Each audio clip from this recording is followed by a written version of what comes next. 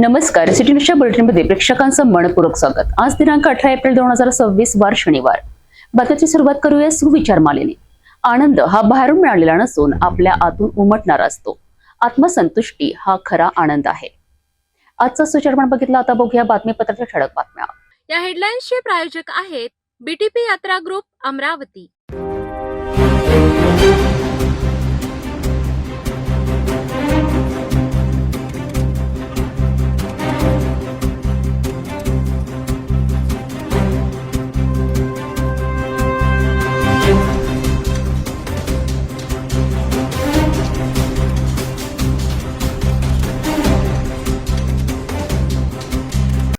आपण ठळक बातम्या बघितल्या, आता घेऊ छोटासा ब्रेक।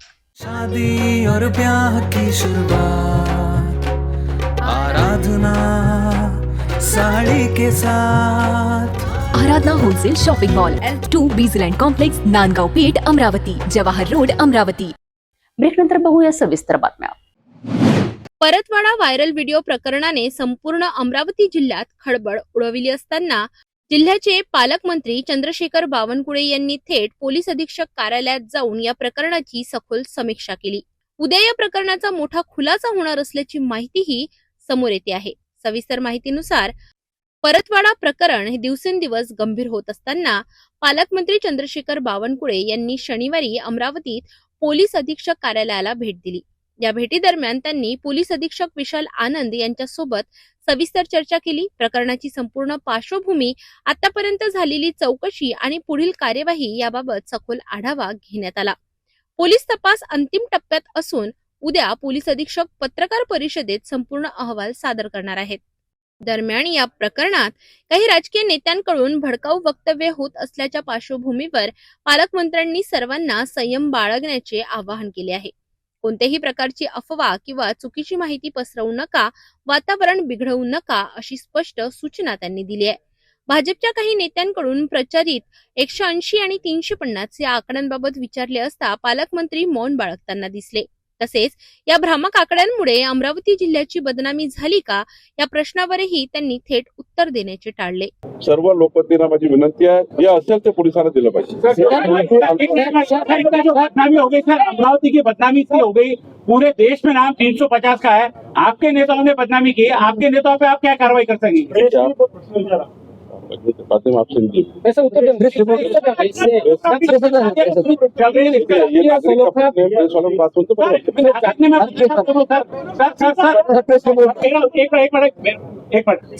का उत्तर है नहीं। बैठकीनंतर माध्यमांशी बोलताना बावनकुळे म्हणाले, उद्या संपूर्ण सत्य जनतेसमोर येईल। दरम्यान चुकीची माहिती पसरविणाऱ्या नेत्यांवर कारवाई होणार का या प्रश्नालाही त्यांनी स्पष्ट उत्तर दिले नाही। त्यामुळे या प्रकरणात अजूनही अनेक प्रश्न अनुत्तरित असल्याचे दिसून येते आहे। सध्या पोलीस तपास अंतिम टप्प्यात असून उद्याच्या पत्रकार परिषदेकडे संपूर्ण जिल्ह्याचे लक्ष लागले आहे।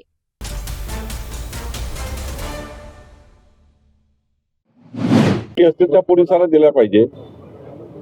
मीडियामध्ये, प्रेसमध्ये एखादी गोष्ट नंतर पोलिसांकडे सांगण्याचं, पोलीस शेवटी प्रेस कॉन्फरन्स घेत असतात, पोलीस अधिकृत माहिती येतात, पण त्यांच्याकडे बोंडे साहेबांकडे किंवा अजून नवनीत राणाकडे किंवा प्यारे खान जे काही स्टेटमेंट करतात आहे, त्यांना माझी विनंती आहे की मीडियाच्या माध्यमातून समाजामध्ये कोणत्याही पद्धतीचं असं वातावरण होणार नाही, पण तुमच्याजवळ जे काही पुरावे आहेत ते सर्व पोलिसांना दिले पाहिजे। जे जे काही भेटतं ते पोलिसांना दिलं पाहिजे आणि पोलिसांना तपास करण्याकरता अधिक बळ दिलं पाहिजे, अधिक माहिती दिली पाहिजे, जेणेकरून जे चौकशी जी SIT आहे ते अजून चांगलं काम करू शकेल।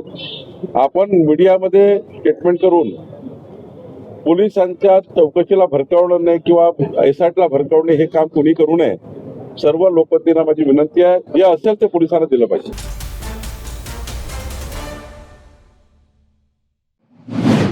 आयांचा कुणीतरी लवगुरू होता आणि तो सगळ्या टिप्स त्या आयांना देत होता, काय नेमकी तुमच्याकडे माहिती आहे? मी अमरावतीला SP सोबत संपूर्ण जो त्या ठिकाणी या घटनेचा, या कृत्याचा काय काय तपास झाला याच्या माझे रोज चर्चा सुरू आहे।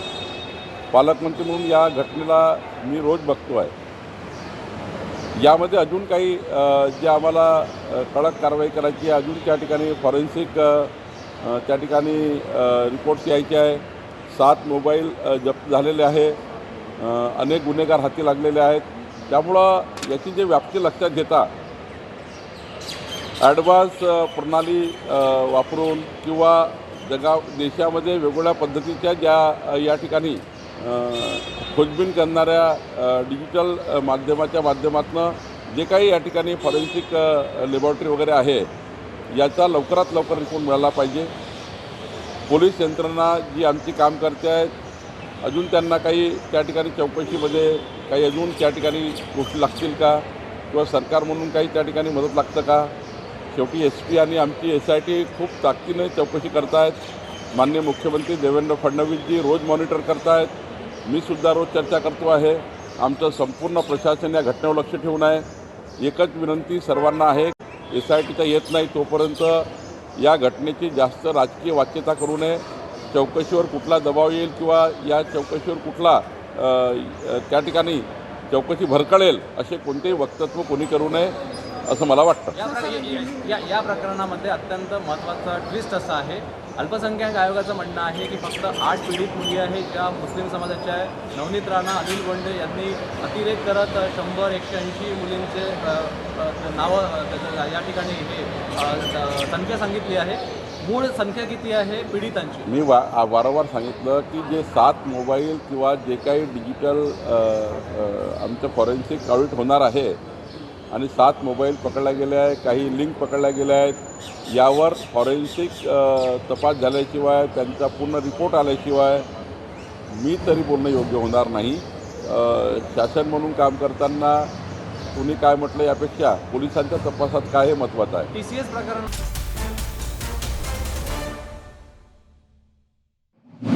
जो बदनामी हो गई सर, अमरावती की बदनामी इसलिए हो गई, पूरे देश में नाम 350 का है. आपके नेताओं ने बदनामी की, आपके नेताओं पे आप क्या कार्रवाई कर सकेंगे? एक मिनट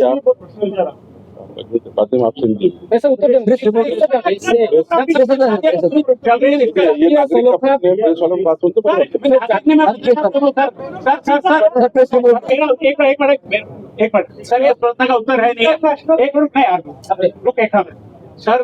देखिए, महाराष्ट्र में हम लोग बदनामी हुई पूरे देश में, इसके ऊपर आप कार्रवाई करेंगे? मीडिया पर हम पर भी बोल, हमने बताया हमारे पे भी कार्रवाई करेंगे आप, आपके नेताओं पे कार्रवाई करेंगे क्या? रोकेंगे तो आप? अभी अंतिम पुलिस का आने का है, अभी चौकसी के अभी आप पूरे पहलू खुलने के हैं. अब एक आज विक्टिम करके बयान देने आया है. आगे क्या क्या होता है ना आपको मालूम है ना मुझे मालूम है. आप ऐसी बात मत करिए. प्रेस के होने के बावजूद भी मैं आपको बदनामी हमारी, देखिए, हमारे अमरावती की बेटियों की बदनामी हमारा तो बहुत खंत से होगी. सर आपको सही जवाब देना.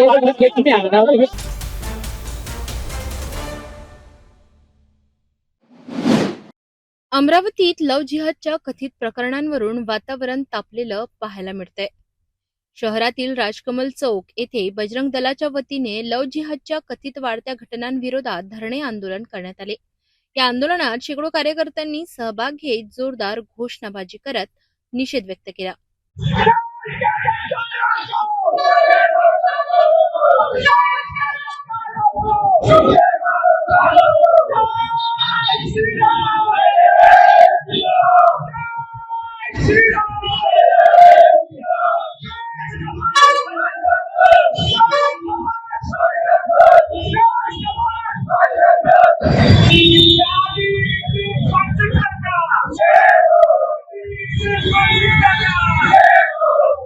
कार्यकर्त्यांनी राष्ट्रपती तसेच जिल्हाधिकाऱ्यांना निवेदन देत नाशिकसह राज्यातील विविध ठिकाणी घडलेल्या घटनांचा उल्लेख केलाय.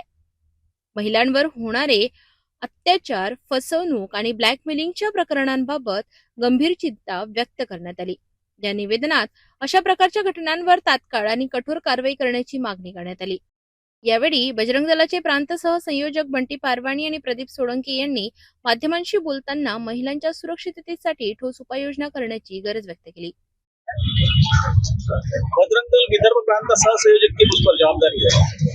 आज संपूर्ण भारतवर्ष में बजरंग दल की ओर से इसी प्रकार से धरना प्रदर्शन और आंदोलन किए जा रहे हैं और जिला अधिकारी जी को निवेदन देकर महामहिम राष्ट्रपति जी से ये मांग की जा रही है कि आए दिन रोज जो ये नए जिहादों का हमें पता चल रहा है, तो देश में जो विकृत मानसिकता के जिहादी है, इनके खिलाफ कठोर से कठोर कार्रवाई हो।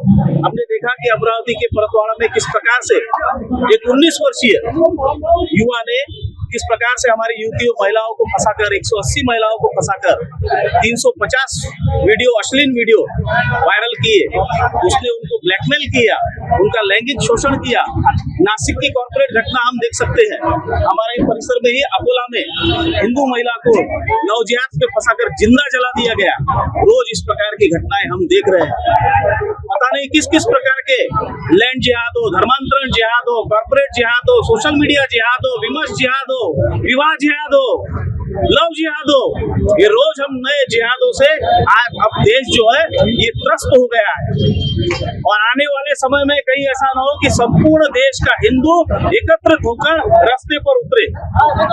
इस प्रकार का विषय न होना चाहिए। इसीलिए महामहिम राष्ट्रपति से हमें अपेक्षा है कि वे इस प्रकार की घटनाओं पर विराम लगाएगी, कुछ न कुछ कड़े कायदे इस घटनाओं के खिलाफ बनेंगे। जय श्री राम। विश्व हिंदू परिषद बजरंग दलच्या माध्यमातून आम्ही सर्व हिंदूवादी संघटन या ठिकाणी परतवाडामध्ये झालेल्या या निंदनीय घटनेचा विरोध करण्याकरता व या घटनेबाबत हिंदू समाजाला जागृत करण्याकरता आम्ही या ठिकाणी एकत्र आलेलो आहे। अत्यंत निंदनीय आणि क्रूर ही घटना आपल्या जनमानसाची समोर आलेली आहे। अयान अहमद नावाच्या एका नराधमाने 180 जास्त तरुणींचे अश्लील व्हिडिओ वगैरे बनवून ते सोशल मीडियावर प्रसारित केले।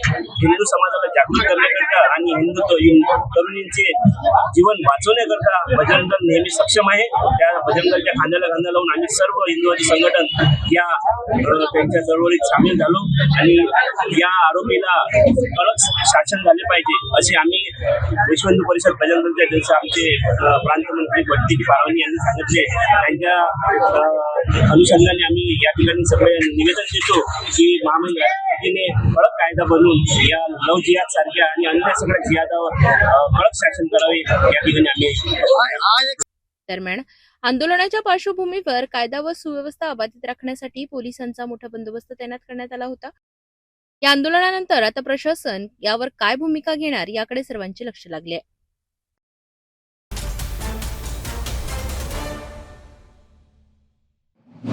अमरावती महानगरपालिका महापौर दालनात पालकमंत्री चंद्रशेखर बावनकुळे यांच्या अध्यक्षतेखाली शहरातील प्रभाग विकासासंदर्भात महत्वपूर्ण आढावा बैठक पार पडली।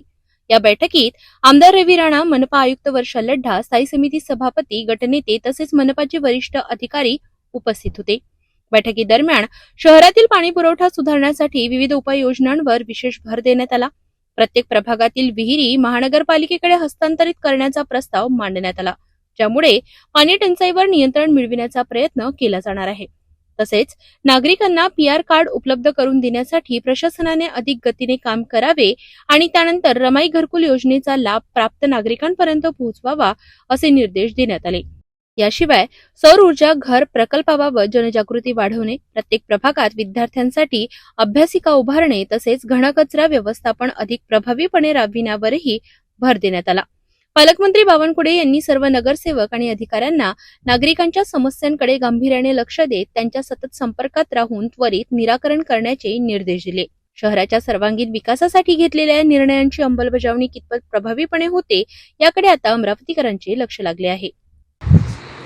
बऱ्यापैकी आज आम्ही प्लॅन करून दिला, ॲक्सिडेंटचा प्लॅन करून दिला, व्यापारी संकुलाचा प्लॅन करून दिला, लवकर बटे पूर्ण व्यापारी पीआर कार्ड सर्व 20,000 घरांना पट्टे वाटप या महिन्यापासून पट्टे वाटप चालू होईल। पट्टे वाटप तुम्ही त्या ठिकाणी योजना तयार करून दिली, 63 पट्टा क्लिअर झाला, 33 क्लिअर करायचे ते 63 वाटप त्या ठिकाणी नगरसेवक के अंदर प्रधानमंत्री आवास घर मंजूर त्यांना पट्टा वाटप पहिला आता सरसकट वाटप।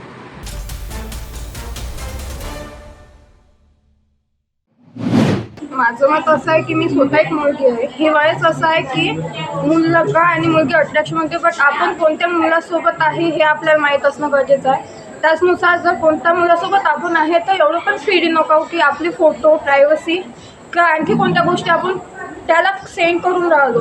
पण यात घरच्यांची पण चुकी असते म्हणा, कारण की आपली मुलगी कॉलेजमध्ये जाऊन काय करते हे घरच्यांनी माहीत असणं गरजेचं आहे.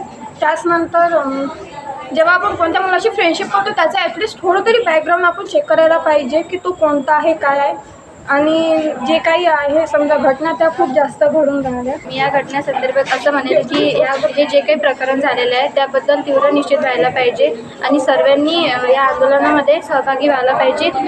जो कोणी आरोपी आहे त्याला कडीत शिक्षा व्हायला पाहिजे. माझं फक्त एवढंच मत आहे की एखाद्या मुलाने एखाद्या मुलीसोबत असं करू नये. काय आहे ना, त्याचीसुद्धा बहीण म्हणजे आई, त्यांच्या जर फॅमिलीत असं काही होत असेल त्याला किती वाईट वाटेल. सो मुलांनी असं करू नये. फक्त त्याची म्हणजे ती पण कोणाची मुलगी आहे, कोणाची बहीण आहे, एखाद्या मुलीला असं व्हायरल करू नये आणि अशा एखाद्या मुलीची प्रायव्हसी हे पब्लिक करू. सर, माझं तर मत असं आहे की असे व्हावे नाही आणि माझं तर मत असं आहे की मुलींना पण अशा मुलांसोबत संपर्क ठेवावे नाही आणि अशा प्रकारे म्हणजे कोणाशी संपर्क न ठेवता आपण आपल्या कामात व्यस्त राहावे. शाळा, कॉलेज वगैरे आणि असं घरी पण माहिती असावी की आपण कोणा फ्रेंडसोबत बोलतो, कोणाशी बोलतो, कोणाशी नाही बोलत. अशा प्रकारे जी मुलगी ज्या मुलासोबत जात आहे त्या मुलाला त्या मुलीने व्हिडिओ काढून नाही दिली पाहिजे आणि तिचे पर्सनल जे फोटो वगैरे आहेत ते सेंड नाही केले पाहिजे त्या मुलाला. पोलीस तपास करत आहे. कारण काय आहे, याच्यामागे ब्लॅकमेलिंग आहे का, मुलींना ब्लॅकमेलिंग केलं जात आहे का, किंवा मुलींना कुठल्या प्रकारचं प्रलोभन दिलं जात होतं जेणेकरून इतक्या 180 मुली त्याच्याकडे आकर्षित केल्या जातं. याला काही मदत कोणी करत होतं का? कारण 180 मुलींवर प्रेम करणं म्हणजे कितीतरी खर्च करणं आहे आणि हा खर्च कोण करत होतं, ह्यातला कोणी आर्थिक मदत करत होतं का, ह्याचा खऱ्या अर्थानं तपास आपण पोलीस यंत्रणा करत आहे. याचा उद्देश काय आहे, जरी आता मीडियामध्ये दिसून राहिलेला आहे की होय काही मित्रांमध्ये शर्यत लागलेली आहे, अशा प्रकारच्या शर्यतीमधून तरी 180 मुली त्याच्या प्रेमाच्या विळख्यात येणं हे तरी अशक्य वाटते. म्हणून याच्या मागचा उद्देश अजून काय आहे. याचबरोबर जेवढे हा दोषी आहे याला मदत करणारे तेवढेच जास्तीत जास्त दोषी आहे. खऱ्या अर्थानं आता जे फ्लॅट मालक आहे, मी ऐकलेलं मीडियामध्ये की त्या फ्लॅट मालकाकडे लोकांनी कंप्लेंट केली होती पण त्यांनी त्याच्याकडे दुर्लक्ष केलं. अशा फ्लॅट मालकावरही तेवढीच कारवाई व्हायला पाहिजे जेवढी ह्या गुन्हेगारावर होईल. आणि या फ्लॅट्स मालकांसाठी काहीतरी एक सरकारने एक डायरेक्शन देवायला पाहिजे, कोणत्या लोकांना ठेवायचं, कसं ठेवायचं, किती दिवस ठेवायचं. यानिमित्त मला फक्त एवढंच सांगायचं आहे की यामध्ये आता जसं अल्पसंख्याक आयोगाच्या अध्यक्षांनी म्हटलेलं आहे की यामध्ये 180 मुलींमध्ये काही मुस्लिम मुली पण आहेत. त्यामुळं याला जोपर्यंत पोलीस तपास करतात, पोलिसांचं काही निष्कर्ष येत नाही त्यापर्यंत याला कुठल्याही प्रकारचं राजकीय किंवा धार्मिक रूप देऊ नये. त्यामध्ये आणि समाजाचं जे काही एकोपा आहे हा दूर झाला नाही पाहिजे. कुठल्याही मला फक्त या निमित्ताने एवढं सांगायचं की जोपर्यंत पोलिसांचा पूर्ण निष्कर्ष होत नाही, येत नाही, तोपर्यंत कुठल्याही अफवेवर आपण लक्ष द्यायला नको. आणि एक पॅरेंट्स म्हणून आपल्या पाल्यांच्या हालचालीकडे फार डोळ्यात तेल टाकून आपण लक्ष ठेवलं पाहिजे, जेणेकरून आपला पाल्य गुन्हेगारीकडे गेला नाही पाहिजे. त्याचप्रमाणे कुठल्या गुन्हेगाराच्या सानिध्यात आला नाही पाहिजे आणि कुठल्याही गुन्हेगाराचा आपला पाल्य सावध होता कामा नये. एवढंच मला या प्रसंगी सांगायचं आहे. खूपच निंदनीय गोष्ट आहे. हे कृत्य घडायलाच नव्हतं पाहिजे. पण याच्यामध्ये शिकण्यासारखा आणि बाकीच्या गोष्टी अशा आहे की हे कृत्य झाल्यावर कोर्टाने खूप मोठे पाऊल उचलायला पाहिजे.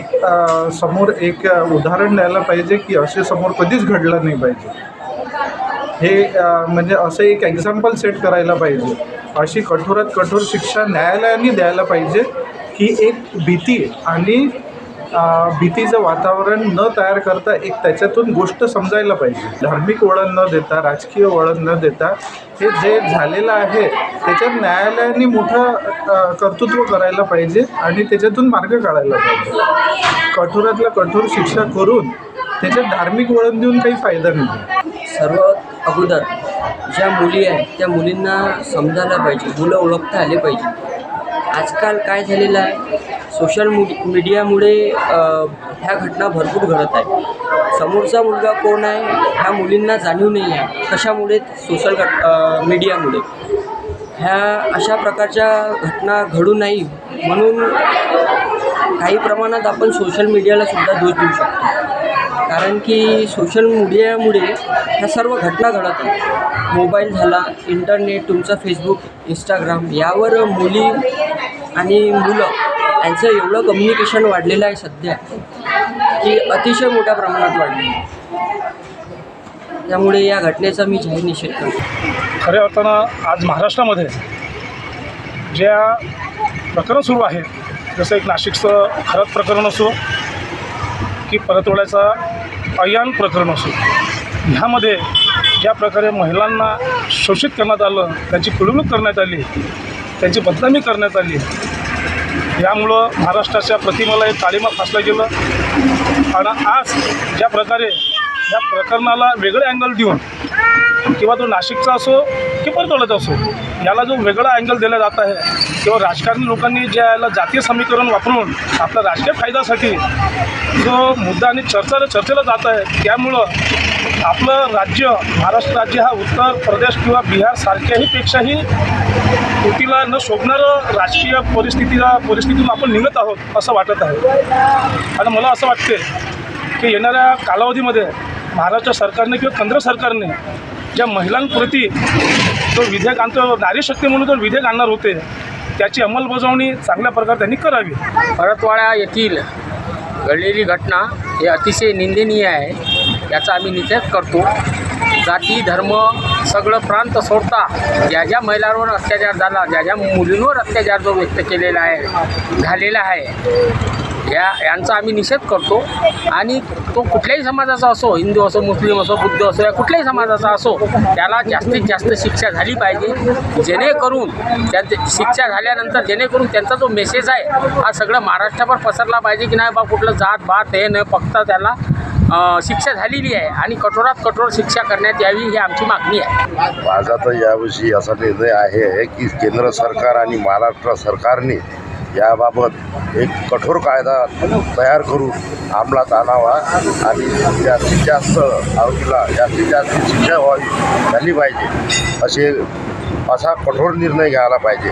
म्हणजे काहीतरी समाजामध्ये याचा आळा बसेल, बस एवढंच. पालकांना एवढंच आव्हान आहे की आपल्या घरच्या लेडीजवर, मुली असो या पत्नी असो, यांच्यावर लक्ष ठेवून वाच करणे आणि काही घटना जर घडली असं वाटलं तर त्या बाईने म्हणा की मुलीने म्हणा आपल्या पालकाजवळ ही गोष्ट शेअर करायला पाहिजे. म्हणजे जेणेकरून काय घटना घडली, कसं काय घडत आहे, तर हे जर सांगितलं तर पुढची ही घटना घडू शकत नाही.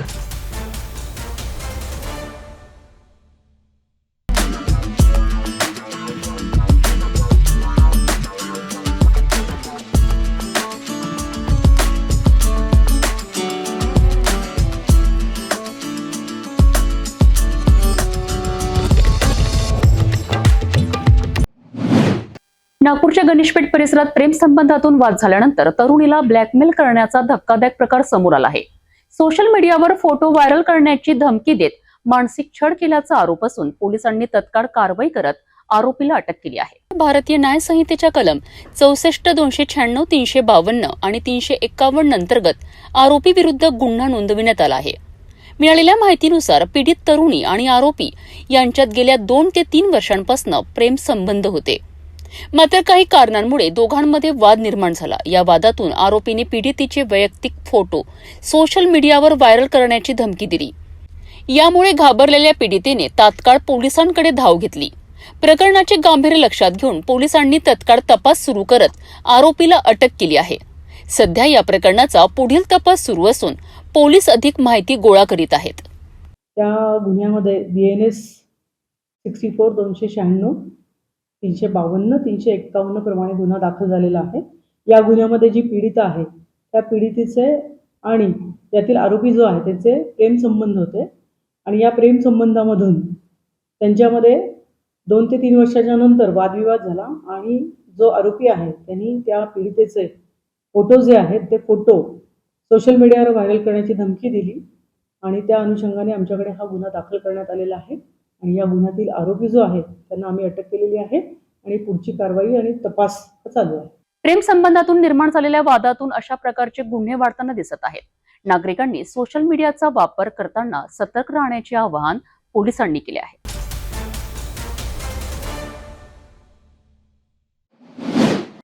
नागपूर शहरात कायदा आणि सुव्यवस्थेला थेट आव्हान देणारी धक्कादायक घटना घडली आहे. कळमना पोलीस ठाण्याचे PSI सचिन वाकलेकर यांच्यावर जीवघेणा हल्ला करण्यात आला आणि तेही गस्तीवर असताना.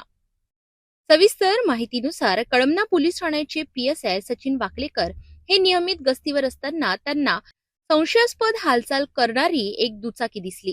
पोलिसांनी तात्काळ कारवाई करत त्या दुचाकी स्वाराचा पाठलाग केला आणि त्याला पकडण्यात यश मिळवलं. मात्र इथून पुढे घडलेली घटना अंगावर काटा आणणारी आहे. पकडलेल्या आरोपीला सोडविण्यासाठीच त्याचे 2 साथीदार घटनास्थळी पोहोचले आणि त्यांनी थेट पोलीस अधिकाऱ्यावरच हल्ला चढवला. चाकूने वार करत PSI वाकलेकर यांना गंभीर जखमी केलं. हल्लेखोरांनी इथेच थांबून न राहता वाकलेकर यांची बुलेट मोटरसायकलही लुटून फरार झाले.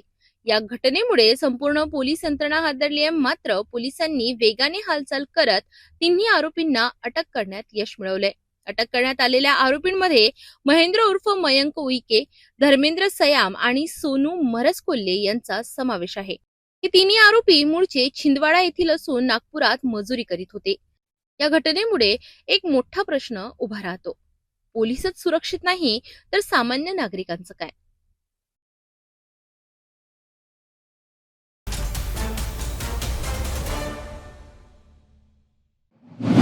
नागपूरच्या बजाजनगर पोलीस ठाण्याच्या हद्दीत एक गंभीर घटना घडली आहे. मिळालेल्या माहितीनुसार मृत महिला रेश्मा शशिकांत रेवतकर वय वर्ष 51 या आपल्या पतीपासून 2019 साली घटस्फोट घेतल्यानंतर तात्या टोपेनगर येथील सुरेश अपार्टमेंटमध्ये राहत होत्या. त्या त्यांच्या मित्र शशांक ज्ञानेश्वर गजबिये याच्यासोबत राहत होत्या. मात्र आरोपी शशांक गजबिये हा महिलेच्या चारित्र्यावर संशय घेऊन तिला सतत मानसिक आणि शारीरिक त्रास देत होता. वारंवार मारहाण करून तिच्यावर अत्याचार करीत असल्याची माहिती समोर आली आहे. 9 एप्रिल रोजी आरोपीने महिलेवर मारहाण केल्याचे समोर आले. या सततच्या त्रासाला कंटाळून महिलेने 10 एप्रिल रोजी रात्री आपल्या राहत्या इमारतीच्या दुसऱ्या माळ्यावरून उडी घेत आत्महत्या केली.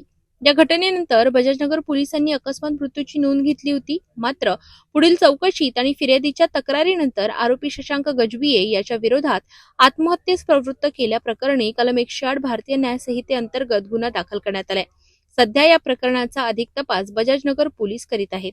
यामध्ये एक रेश्मा रेवतकर नावाची महिला आहे. ती महिलेने दिनांक 10/4/2026 ला रात्री 1:30 ते 2च्या सुमारास त्याच्या सोसायटीच्या बिल्डिंगवरून उडी मारून आत्महत्या केली. त्या संदर्भात त्याच वेळी आमची पोलीस तिथं पोहोचले होते. पोलिसांनी पोहोचून तिला हॉस्पिटलला नेले, परंतु उपचारादरम्यान तिचा मृत्यू झालेला. मग त्यानंतर आम्ही त्या प्रकरणात मर्ग दाखल केला. मर्ग दाखल केल्यानंतर चौकशी अंती याच्यामध्ये काल दिनांक 17/4/2026 ला अपक्रमांक 177/26 कलम 108 प्रमाणे ती जिच्यासोबत राहत होती तिचा नवरा शशांक गजबिये, जे तो शशांक सांगत आहे की मी 2-3 महिन्यापहिले तिच्यासोबत लग्न केलेलं आहे आणि परंतु लग्नाचा त्याच्याकडे असा कोणताही पुरावा आम्हाला त्याने दिला नाही, परंतु तो त्याच्यासोबत मागील 2 वर्षासोबत राहत होता. त्याच्याविरुद्ध गुन्हा दाखल करण्यात आलेला आहे आणि पुढील तपास WFI गिरे मॅडम करत आहे. आरोपीला अटक करण्यात आली.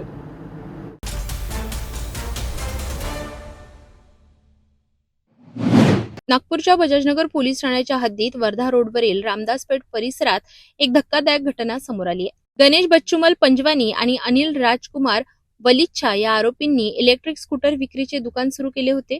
फिर्यादी भोलेशंकर कस्तुरी हे स्कूटर खरेदीसाठी दुकानात गेले असता आरोपींनी विद्यार्थ्याच्या नावावर स्कूटर घेतल्यास स्वस्त दरात मिळेल असे सांगून त्यांना आमिष दाखवले. या ऑफरवर विश्वास ठेवून फिर्यादीसह त्याचे नातेवाईक आणि इतर ग्राहक असे एकूण 22 जणांनी स्कूटर बुकिंगसाठी पैसे जमा केले.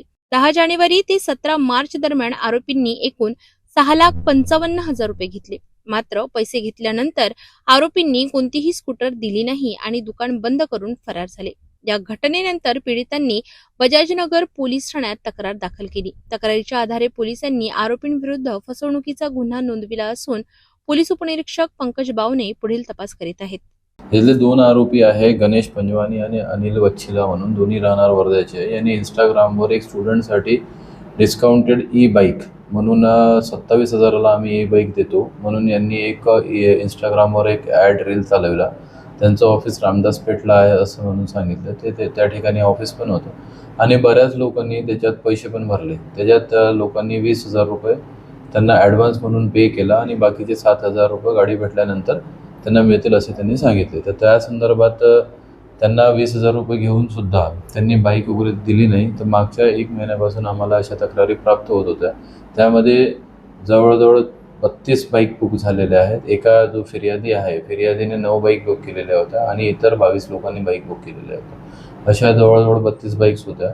तर त्या आरोपींनी खोटं फॉल्स कमिटमेंट करून लोकांकडून पैसे घेतले आणि बाईक्स दिल्या नाही, म्हणून या दोन्ही आरोपीविरुद्ध गुन्हा दाखल करण्यात आलेला आहे. PSI भावने हे तपास करीत आहे. लोकांना आमचं हेच आव्हान आहे की इंस्टाग्रामच्या रील्स किंवा ऑथेंटिक बाईक कंपनी यांच्या वेबसाईट, ओरिजिनल वेबसाईट पेजवर जावे आणि तिथून जाऊन ते खात्री करावे की त्यांनी खरंच यांना एजन्सी वगैरे दिली आहे का, किंवा या संदर्भात त्यांचा कायदेशीर अधिकार आहेत का, किंवा त्यांना ते बाईक पाहिल्या आहेत का. आणि जर तुम्ही 20,000 रुपये भरायला तयार असाल तर थोडेसे पैसे जास्त टाकून 27,000 लगेच भरून तुम्ही ते बाईक लगेच घ्यायला पाहिजे होती. कारण हे नवीन कंपनीज आहेत आणि बऱ्याचदा या नवीन कंपनीजचं गॅरंटी नसते. त्याच्यामुळे जुन्या कंपन्यावर भरोसा करावा असं मला वाटतं.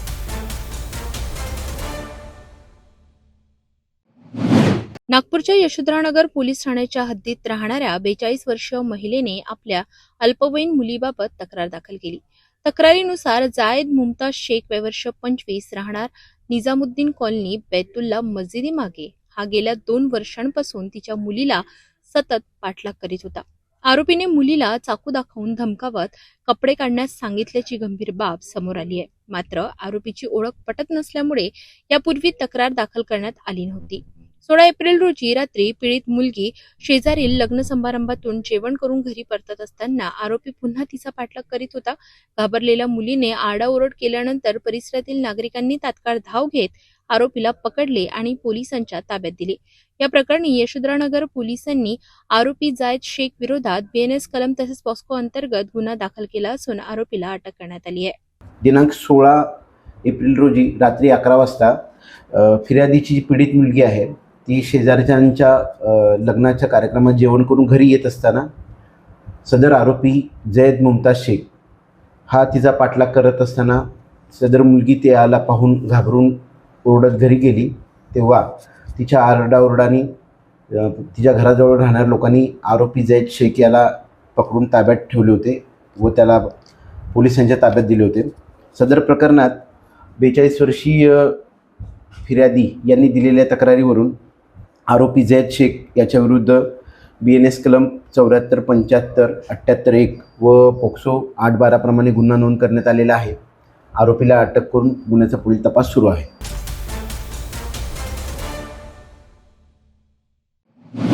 नागपूर शहरातील सदर पोलीस स्टेशनमध्ये दाखल तक्रारीनुसार आरोपी हे शहरात 4 स्पा सेंटर चालवितात. धरमपेठ येथील एका स्पामध्ये काम करणाऱ्या मॅनेजर आणि नोकराने संगनमत करून फिर्यादींना ब्लॅकमेल करण्याचा कट रचला. आरोपींनी फिर्यादींचा कथित व्हिडिओ आपल्या ताब्यात असल्याचे सांगत तो व्हिडिओ घरच्यांना आणि सोशल मीडियावर व्हायरल करण्याची धमकी दिली. तसेच पैसे न दिल्यास जीवे मारण्याची ही धमकी देण्यात आली. या धमकीला घाबरून फिर्यादींनी आरोपींना तब्बल 8 लाख रुपये दिले. मात्र पैसे घेतल्यानंतरही आरोपींनी व्हिडिओ डिलीट न करता पुन्हा 2 लाखांची मागणी केली. यावेळीही पैसे न दिल्यास व्हिडिओ सोशल मीडियावर व्हायरल करणार आणि नातेवाईकांना पाठवणार अशी धमकी देण्यात आली. तसेच गावात आल्यावर जीवे मारण्याची धमकी देण्यात आली. या प्रकरणी पोलिसांनी गुन्हा दाखल केला असून प्राथमिक तपासात आरोपी आसाम राज्यातील असल्याचे समोर आले आहे. सध्या आरोपी फरार असून त्यांचा शोध घेण्यासाठी तपास पथक पाठविण्यात आले आहे. पोलिसांनी नागरिकांना आवाहन केलं आहे की अशा प्रकारे कोणीही सोशल मीडियावर व्हिडिओ व्हायरल करण्याची धमकी देत असेल, पैसे मागितल्यास तात्काळ पोलिसांशी संपर्क साधावा किंवा 112 क्रमांकावर तक्रार नोंदवावी. तक्रारदारांचे नागपूर शहरामध्ये एकूण 4 स्पा चालवतात. त्यांच्या धरमपेठेतील स्पा मध्ये एक मॅनेजर आणि एक नोकर त्या ठिकाणी काम करत आहेत. यातील नोकर आणि मॅनेजर यांनी आपसात कट रचून संगनमत करून यातील जे तक्रारदार आहेत त्यांच्या संबंधातला कुठला तरी व्हिडिओ त्यांच्याकडे आहे असे सांगून तो व्हिडिओ त्यांच्या घरी पाठवून किंवा समाजामध्ये व्हायरल करून बदनामी करण्याचा धमकी देऊन जर का 10 लाख रुपये नाही दिले तर जीवे मारू, त्याचबरोबर हा व्हिडिओ सर्व समाज माध्यमामध्ये व्हायरल करू अशी धमकी दिली होती. त्याला घाबरून आरोपींनी तक्रारदारांनी आरोपीला तडजोड करून 8 लाख रुपये दिले आणि त्या बदल्यात तो जो व्हिडिओ आहे त्याची आरोपींकडे मागणी करून डिलीट करण्यासाठी विनंती केली. यातील आरोपींनी ते 8 लाख रुपये स्वीकारून खंडणी स्वरूपात तो व्हिडिओ तक्रारदारांना परत न देता नंतर पुन्हा जाऊन पुन्हा या व्हिडिओच्या बदल्यामध्ये जर व्हिडिओ पाहिजे असेल तर 2 लाख रुपये अजून द्यावे लागतील अशी धमकी दिली. त्याचबरोबर व्हिडिओ जर 2 लाख रुपये जर नाही दिले तर सदरचा व्हिडिओ समाज माध्यमामध्ये व्हायरल करू, तसंच फिर्यादीच्या जे नातेवाईक आहेत त्यांच्या नातेवाईकांना व्हिडिओ पाठवू आणि फिर्यादींनी जर पैसे दिलेच नाही तर फिर्यादी ज्यावेळेस त्यांच्या गावाकडे जातील त्यावेळेस त्यांना त्या ठिकाणी जीवे मारवाची धमकी दिली. अशा तक्रारीवरून गुन्हा दाखल असून यातील आरोपी जे आहेत मूळ गाव त्यांचं राहणार आसाम जिल्ह्यातील आहे, आसाम राज्यातील आहेत. सध्या मिळून आलेला तपास निष्पन्न झालाय की आरोपी सध्या त्यांचे मूळ गावी निघून गेलेले आहेत. तर आरोपींचा शोध घेण्याकरिता आम्ही तपास पथक त्या ठिकाणी पाठवत आहोत.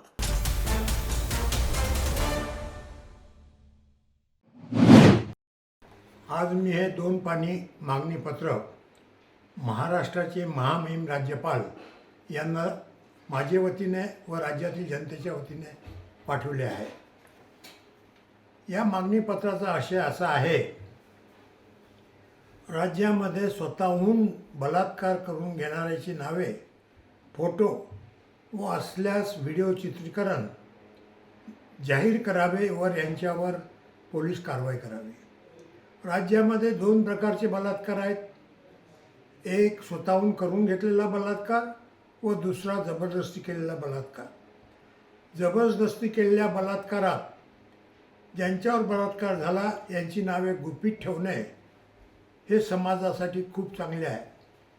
परंतु ज्यांनी स्वार्थासाठी, मग पैशाच्या स्वार्थासाठी, आपले शारीरिक सुख भोगवण्याच्या स्वार्थासाठी किंवा इतर आमिषासाठी स्वतःहून जर बलात्कार करून घेतला तर अशांची नावे, फोटो व असल्यास व्हिडिओ चित्रीकरण हे समाजासमोर आणून यांच्यावर पोलीस कारवाई करावी. स्वतःहून करून घेतलेल्या बलात्कारामुळे व हे बलात्कार जनतेसमोर न आल्यामुळे, महाराष्ट्रासमोर न आल्यामुळे ह्या महिला अनेक प्रकारे अनेक ठिकाणी जातात.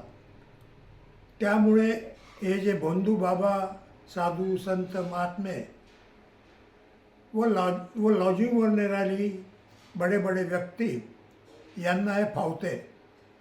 तर अशा प्रकरणामध्ये माननीय राज्यपाल महोदयांनी राज्याला निर्देश द्यावे की स्वतःहून बलात्कार करून घेणाऱ्या महिलांची नावे समाजासमोर आणावीत, त्यांचे फोटो असल्यास चित्रीकरण हे जाहीर करावे व यांच्यावर पोलीस केसेस करावे, केलेली कारवाई कळवावी.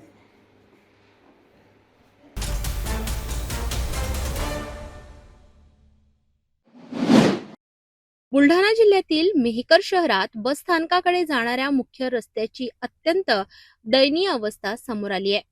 या रस्त्यांवर ठिकठिकाणी मोठमोठे खड्डे पडले असून रस्ता पूर्णपणे उखडलेला दिसतोय. या पार्श्वभूमीवर यशवंत सेनेचे बुलढाणा संपर्क प्रमुख गजानन बोरकर यांनी प्रशासनाचे लक्ष वेधण्यासाठी अनोख्या पद्धतीने आंदोलन छेडले.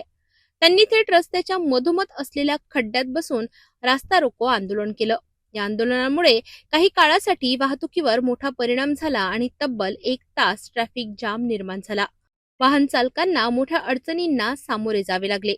आंदोलनकर्त्यांचा आरोप आहे की या खराब रस्त्यामुळे अपघातांचे प्रमाण वाढले आहे. यापूर्वीही या मार्गावर अनेक छोटे मोठे अपघात झाले असून नागरिकांचा जीव धोक्यात आहे.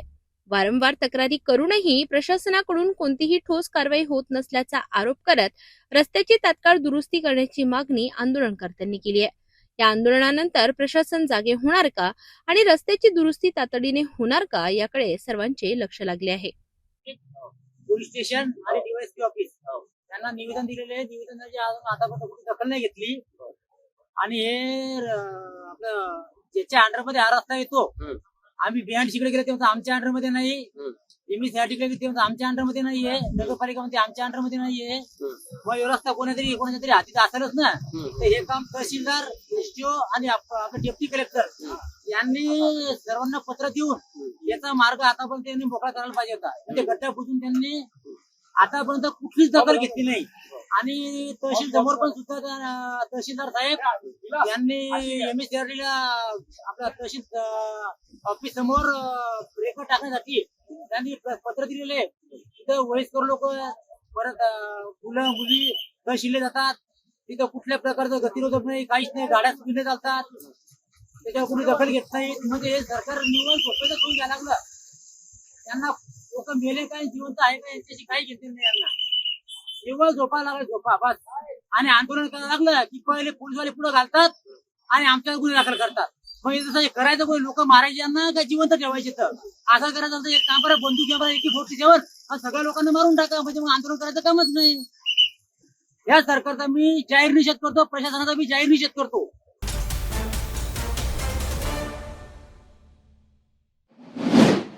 कामरगाव तालुका कारंजा जिल्हा वाशिम येथे नाफेड खरेदी केंद्रावर सध्या गंभीर गैरप्रकार सुरू असल्याचा आरोप शेतकऱ्यांकडून करण्यात आलाय. शासनाने खरेदीची वेळ सकाळी 10 ते निश्चित केली असताना केंद्रावर पहाटे 5 ते 10 या वेळेतच व्यापाऱ्यांचा माल मोजला जात असल्याचे उघड झाले आहे. यासाठी प्रति क्विंटल 200 ते 250 रुपयांची अवैध वसुली केली जात असल्याचा आरोप आहे. दरम्यान शनिवारी सकाळी शेतकरी राजेश दिगडे आणि इतर शेतकरी केंद्रावर पोहोचले असता हा प्रकार प्रत्यक्ष पाहायला मिळाला. सकाळी 10 वाजल्यानंतर नोंदणीकृत शेतकऱ्यांना बारदाना संपला किंवा कट्टे नाहीत असे कारण देत परत पाठवले जात असल्याचे त्यांनी सांगितले. याहून गंभीर बाब म्हणजे काही व्यापारी इतरांच्या 7 बाऱ्यांचा वापर करून माल विकत असल्याचा संशय व्यक्त होत आहे. त्यामुळे हा प्रकार केवळ नियमभंग नसून मोठ्या रॅकेटकडे निर्देश करत असल्याचे शेतकरी सांगत आहेत. या प्रकरणी जेव्हा शेतकऱ्यांनी केंद्र चालक विद्याधर खाडे यांना जाब विचारला तेव्हा त्यांनी उद्धटपणे उत्तर देत तक्रार केली तरी माझे काहीही होणार नाही अशी धमकी दिल्याचा आरोप आहे. या सर्व प्रकारामुळे संतप्त शेतकऱ्यांनी तात्काळ चौकशी करून संबंधितांवर कठोर कारवाई करण्याची मागणी केली आहे. तसेच सीसीटीव्ही फुटेज आणि 7 बाऱ्यांची तपासणी केल्यास संपूर्ण घोटाळा उघड होईल असा दावा करण्यात आलाय. प्रशासनाने तातडीने कारवाई न केल्यास तीव्र आंदोलन छेडण्याचा इशाराही शेतकऱ्यांनी दिलाय. मी तूर आणि हरभरा इथं ऑनलाईन केलेला आहे. 5 मार्चला मला मेसेज आले हरभऱ्याचे, पण यानं बारदाना नाही म्हणून मोजणी केली नाही. पण आज मी रोज येत असता इथं बारदाना नाही म्हणून खरेदी पण आज सकाळी आलो असता व्यापाऱ्याची मोजणी चालू होती. आणि किती जम चालू आहे? असं चालू आहे 15 दिवस झाले तरी. तुमचा नंबर कधी लागला? माझा नंबर 5 मार्चला लागलेला आहे. 5 मार्च पासून तुमचा माल अजून घेतला नाही. त्याच्यानंतर कास्तकाराचा कसा मोजला की व्यापाऱ्याने ते ऑनलाईन केलं आहे, कास्तकारा जवळल्या त्याच्यावर व्यापारी मोजत आहे, पण नाव कास्तकाराचं येत आहे 7 बाऱ्या.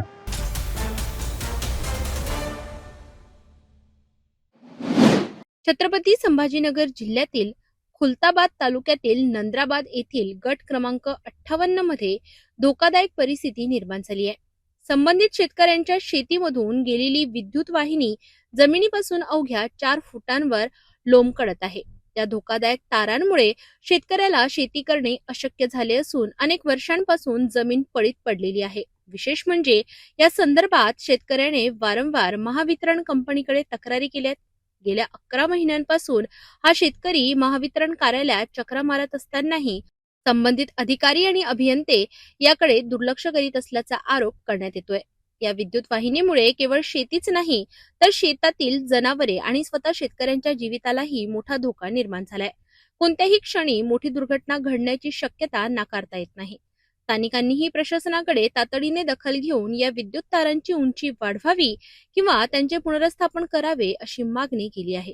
सध्या आपण आहोत छत्रपती संभाजीनगर मधील खुलताबाद तालुक्यामधील नंद्राबाद या शिवारामध्ये आणि या ठिकाणी आपण बघू शकता ही जी विद्युत वायर जी आहे ही या ठिकाणी या शेतीमधनं अशी आडवी गेलेली आहे.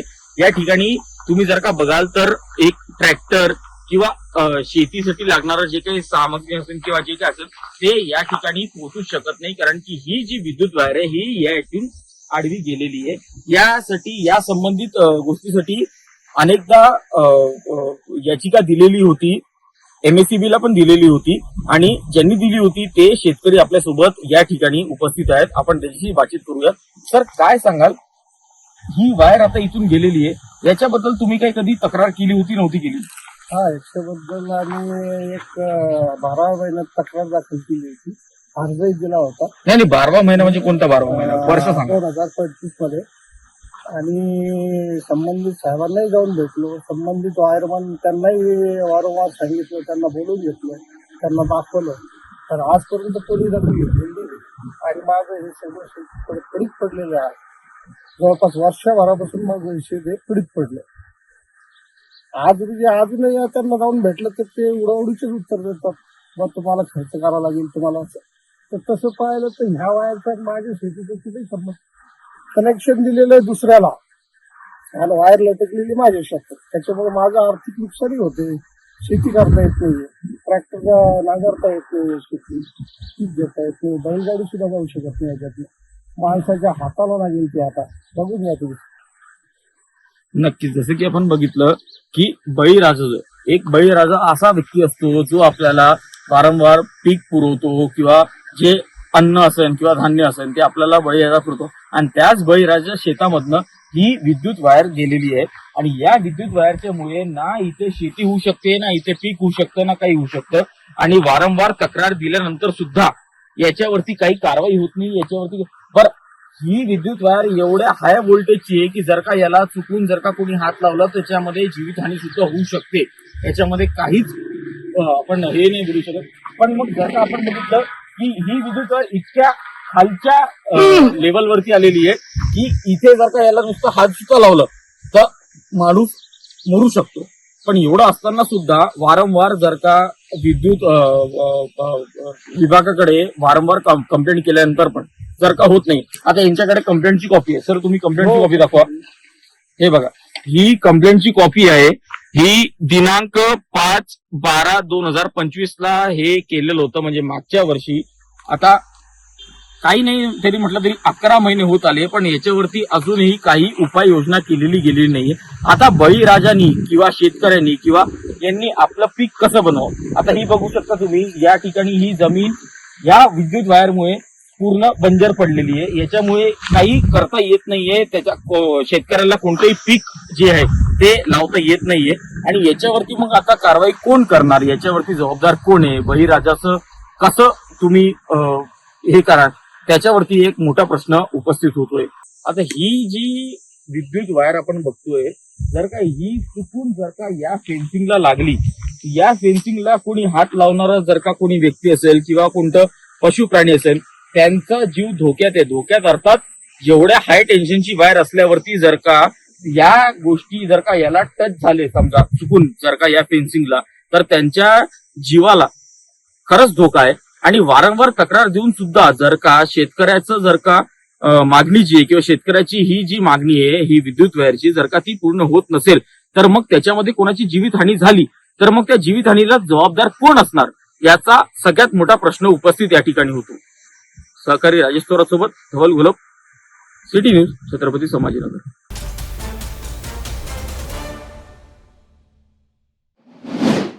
नांदेड जिल्ह्यातील किनवट तालुक्यातील मलकजाम येथील शेतकरी पोतन्ना अंगरवार यांनी सुमारे 5 एकर क्षेत्रावर मक्याची लागवड केली होती. पीक कापून शेतात साठवून ठेवण्यात आले. मात्र अचानक शेतातून जाणाऱ्या विद्युत तारांमध्ये शॉर्ट सर्किट झाल्याने ठिणग्या पडल्या आणि क्षणार्धात मक्याच्या ढिगाऱ्याला आग लागली. आगीने काही वेळातच भीषण रूप धारण केले आणि 5 एकरवरील संपूर्ण मका जळून खाक झाला. या घटनेत शेतकऱ्यांचे लाखोंचे नुकसान झाल्याचा अंदाज व्यक्त केला जातोय. स्थानिकांनी आग विझविण्याचा प्रयत्न केला, मात्र तोपर्यंत मोठे नुकसान झाले होते. घटनेनंतर संबंधित विभागाकडून पंचनामा करण्याची मागणी करण्यात येते. तसेच शेतकऱ्याला तातडीने नुकसान भरपाई देण्याची मागणीही जोर धरते आहे.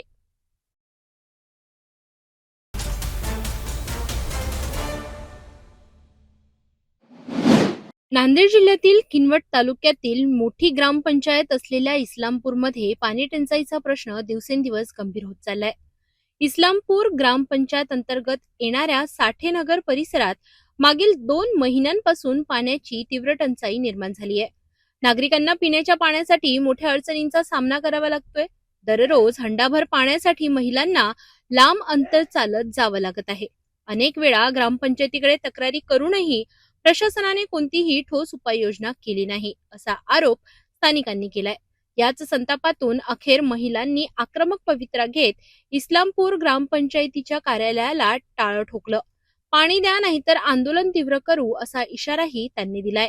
या घटनेमुळे प्रशासनाची झोप उडाली असून आता तरी या भागातील पाणी टंचाई दूर होणार का असा प्रश्न नागरिक विचारित आहेत. 2-2.5 महिने झाला आमच्याकडे पाणी नाही आहे. आमच्याकडे पाणी नाही. आम्ही पाणी विकत पाणी घ्यायला लागले तरी आम्हाला पैसा बी नाही विकत घ्यायला. काम नाही धंदे नाही. कशाने घ्या पाणी आम्ही? अर्ध्या गल्लीला पाणी आहे. आमच्या गल्लीला बरीच गल्ली आहे टाकून दिले त्याच ठिकाणी. खर्च समुद्र काय विषयाला घेऊन झाली पाण्याची मनमानी करायला लागले. आम्हाला पाणी कशासाठी नाही? याच्यासाठी नाही का पाणी?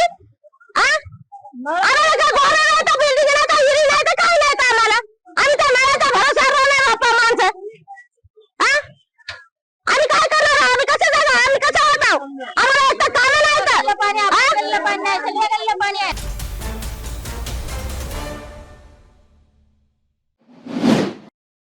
राजकारणातील अत्यंत महत्वाची बातमी, ज्यामध्ये महिला आरक्षण घटना दुरुस्ती विधेयकाला लोकसभेत मोठा धक्का बसलाय.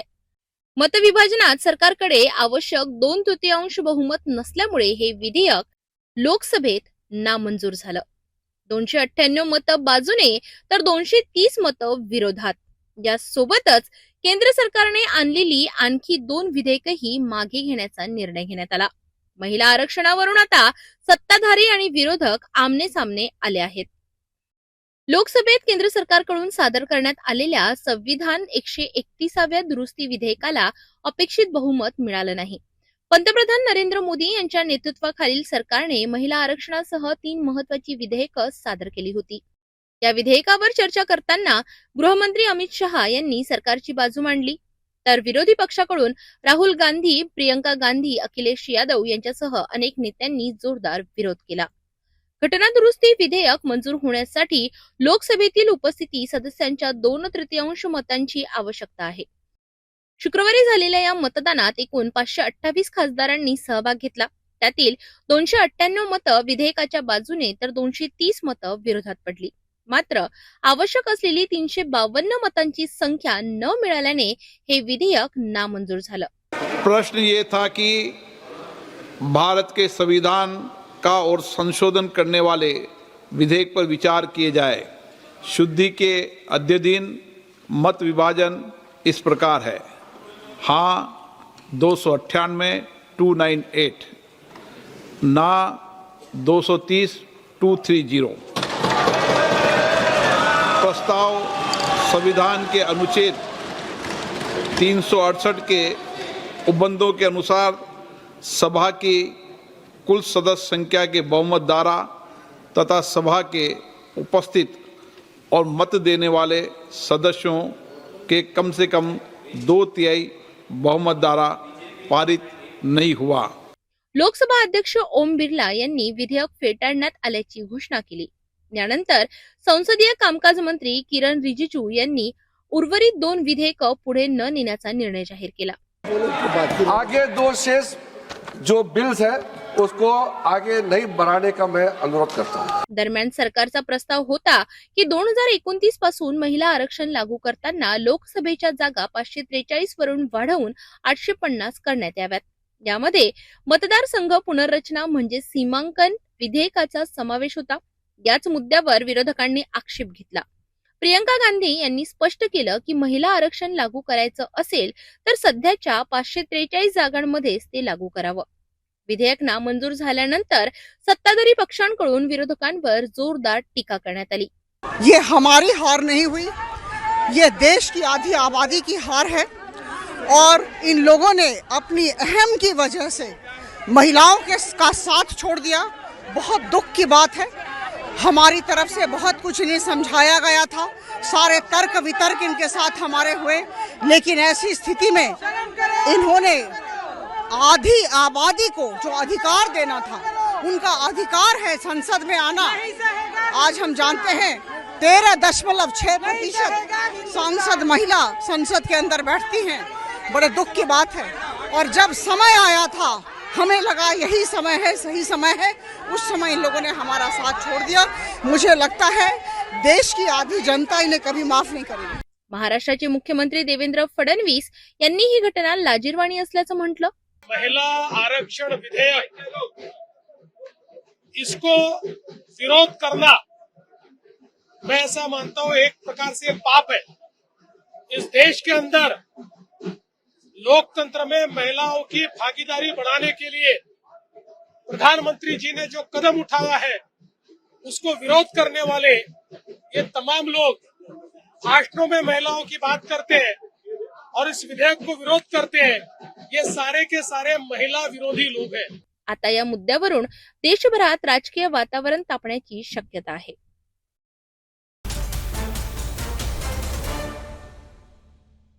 जाता जाता पुन्हा एकदा आजच्या ठळक बातम्या।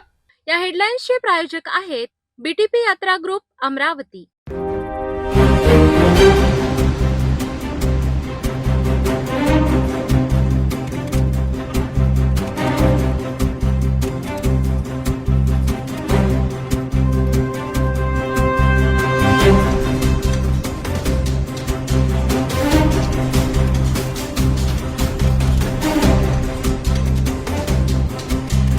आपण आता सिटी न्यूज चॅनल आपल्या टीव्हीवर बघू शकता।